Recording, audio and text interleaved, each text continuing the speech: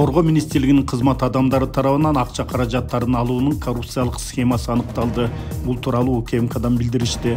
Маалыматта белгиленгендей, Коргоо министрлигинин өздүк курам менен иштөө боюнча окуу батальонунун командиринин орун басары БММ жана окуу батальонунун 2-ротасынын 1-взводунун командири КАБ Койташ аскер бөлүгүндө жайгашкан мобилизациялык резервдин окуусунан өтүп жаткан чакыруучулардан мыйзамсыз акча алуу фактысы аныкталган.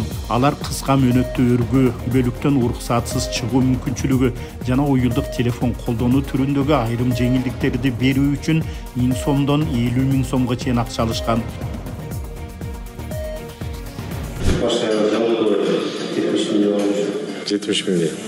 Аталган факт боюнча УКМК тарабынан пара алуу беренеси менен кылмыш иши козголуп, БММ жана КАБ УКМКнын тергөө абагына киргизилди.